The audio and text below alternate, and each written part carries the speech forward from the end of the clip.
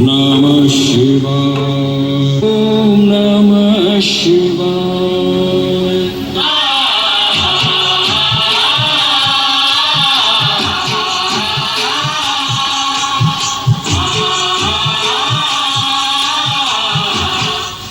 मैं ओंकार हूँ, सरल प्रवृत्ति और सद्वृत्ति वाले प्राणियों के लिए मैं सदा ही सहायक रहता हूँ, कारण कि उनकी सद्वृत्ति मुझे आकर्षित करती है, किंतु दुष्वृत्ति वालों के लिए मैं साक्षात संहार हूँ।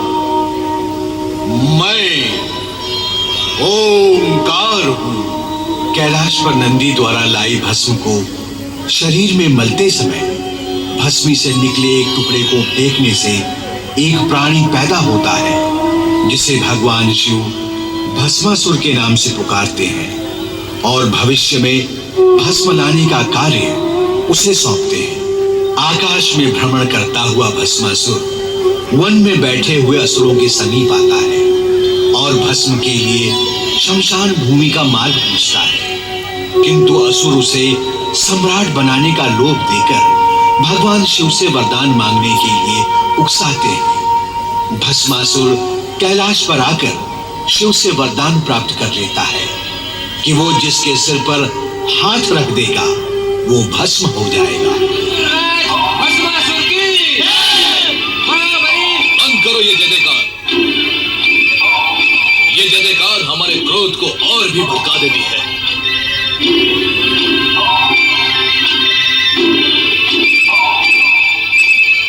नारी कितनी सुंदर, कोमलांगी, चंचल नैनों वाली, मधुर मुस्कान वाली, इसे तो प्राप्त करना चाहिए।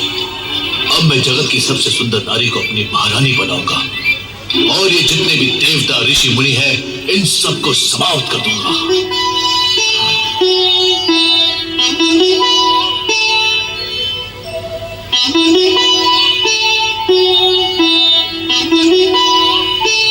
रक्षा करे भोलेनाथ, रक्षा करे भोलेनाथ, रक्षा करे भोलेनाथ, रक्षा करे। क्या हुआ नारद, इतने व्यग्र क्यों हो रहे हैं? ये सब आप ही की कृपा का दुष्परिणाम है भोलेनाथ। तो क्या अब हमारी कृपा से दुष्परिणाम भी होते हैं? अवश्य होते हैं, हुए हैं और हो रहे हैं भोलेनाथ। अयोग्य और दुष्ट प्राणी को यदि ऐसे पद, अधिकार और सुविधाएं दी जाएं जिसके वो योग्य ही नहीं है, तो क्या वो उसका दुरुपयोग नहीं करेगा भोलेनाथ और फिर उसके दुष्परिणाम नहीं होंगे? तुम किसके विषय में कह रहे हो नारद? आप सब जानते हुए भी भोले बनते हैं, तभी तो आपको सब भोलेनाथ कहते हैं।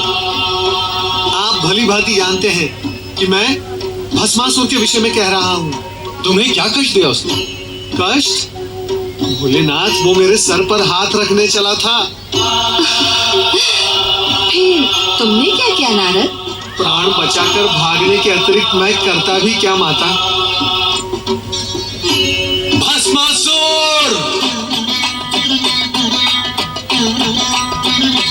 तुरंत उपस्थित हो जाओ।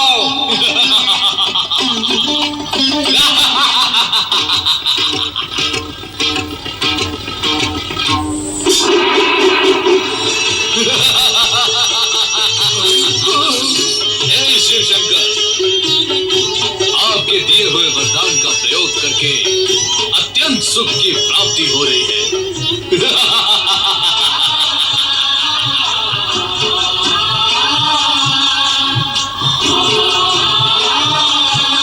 ये सुंदरी कौन है? मुझे इस प्रकार क्रोध से न देखो सुंदरी। क्रोध में तो तुम और भी अधिक सुंदर दिखाई देती हो।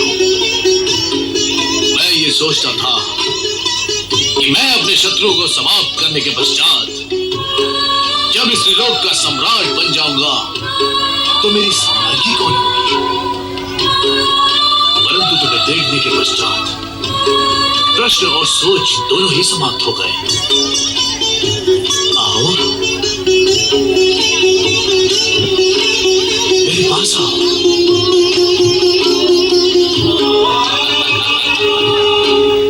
मैं इंद्र को भस्म करके तुझे स्वर्ग के सिंहासन पे बिठाऊंगा।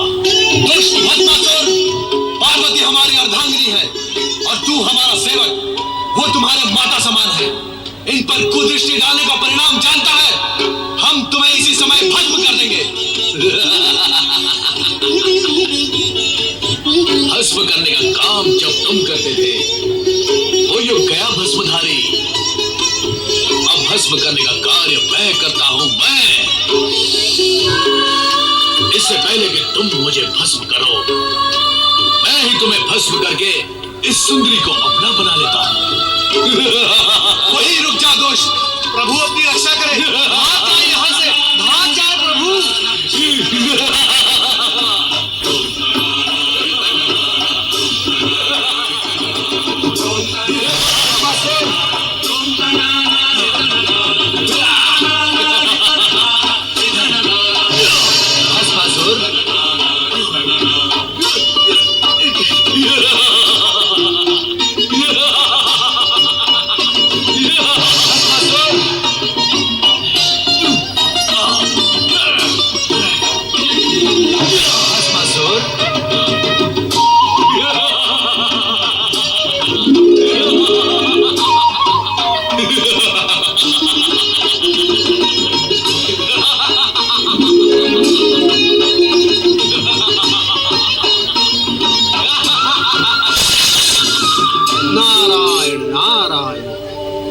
अयोग्य प्राणी को अधिक अधिकार देने का परिणाम सदा दुखदायी होता है। देवेश्वर, आप ही से वरदान पाया है और अब आप ही को भस्म करने पर तुला हुआ है ये दुष्ट प्राणी। नारायण नारायण, अब तो मुझे ही कुछ उपाय करना होगा। रक्षा करें प्रभु, श्री हरि प्रभु हमारी रक्षा करें। नारद, तुम पर क्या संकट आ पड़ा? नारद, आज तुम्हें रक्षा की आवश्यकता कैसे आन पड़ी? तुम तो संपूर्ण जगत की रक्षा की चिंता किया करते हो। माता, चिंता तो आज भी है, किंतु जगत की नहीं, जगत पिता की। अर्थात? श्री हरि, भस्मासुर को वरदान देकर भगवान भोलेनाथ स्वयं संकट में पड़ गए हैं।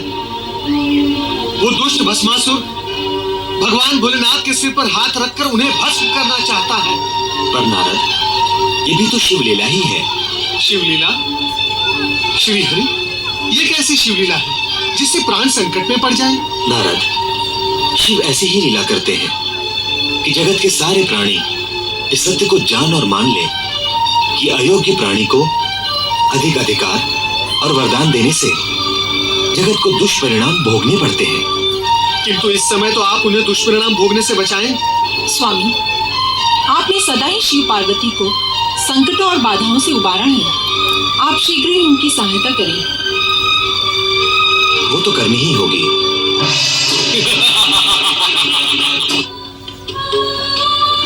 तुम चिंता न करो देवी, हमारी व्यवस्था का शीघ्र ही अंत होगा। कोई ना कोई उपाय अवश्य निकल आएगा। अब तुम शीघ्र ही समाधि स्थल चली जाओ, वहां पर तुम सुरक्षित रहोगे।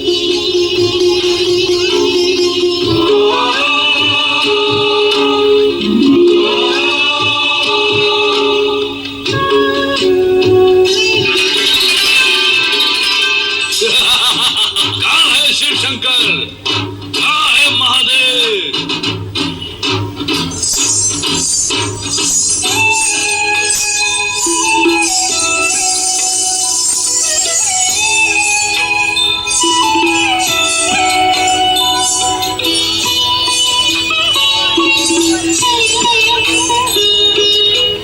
इधर देखो वरदायिनी भस्मासुर।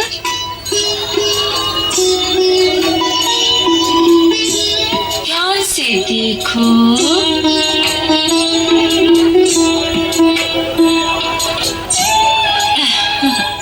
अंतर्दृष्टि से देखोगे तो मैं तुम्हें पार्वती से अधिक सुंदर दिखाई दूंगी। त्रिभुवन मोहिनी हूँ।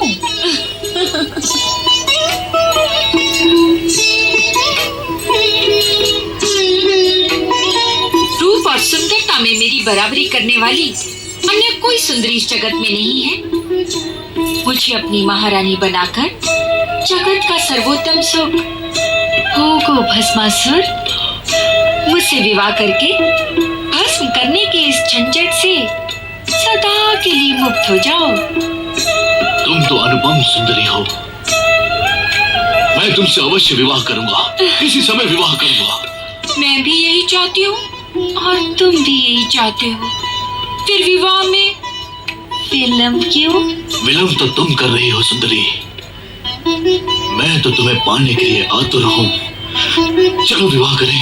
तनिक रुको भस्मासुर, हमारी कुलरीति ये है कि विवाह से पूर्व अपने कुल देवता के सम्मुख नृत्य गान करके उन्हें प्रसन्न करना पड़ता है, नहीं तो कुल देवता रुष्ट हो जाते हैं और विवाहित जीवन संकट में पड़ जाता है। नहीं नहीं, हमें संकट में नहीं पड़ना है। हम असुर तो दूसरों को संकट में डालते हैं। बताओ, कौन है तुम्हारे कुल देवता और नृत्य कहाँ करना है सुंदरी? आओ।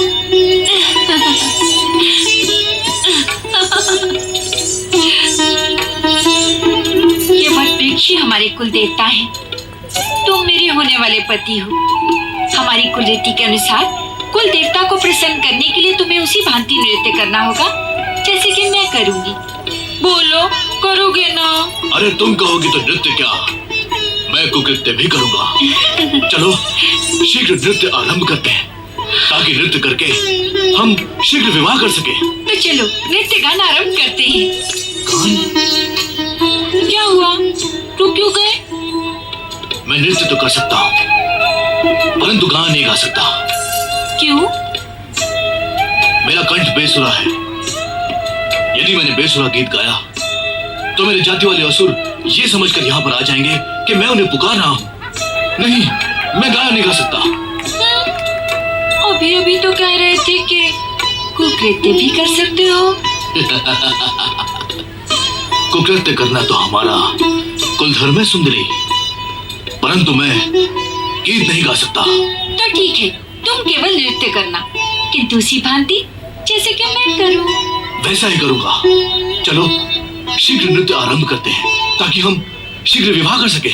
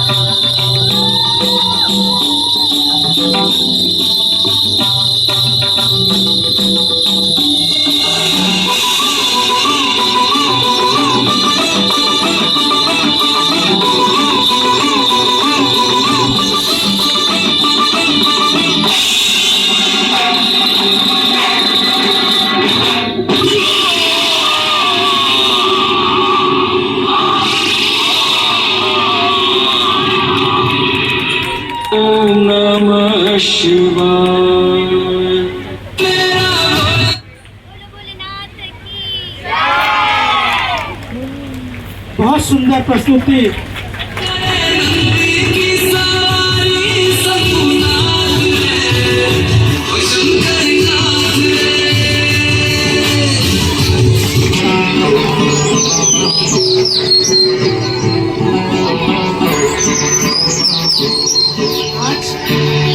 आज हमारी अंतिम प्रस्तुति थी और किस प्रकार भस्मासुर का वध उतारने पर भगवान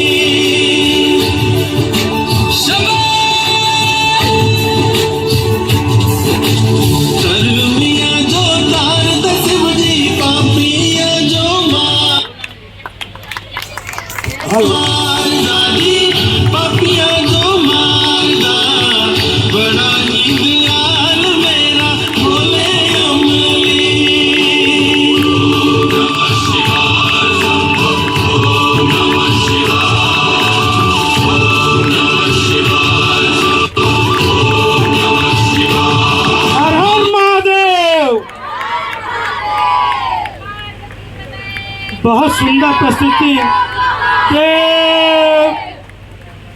आज इस कथा के माध्यम से हम अपने बच्चों में यह जरूर ज्ञान दें कि उन्हें किस प्रकार सक्षम बनना है और बुद्धि का प्रयोग करना है। मैं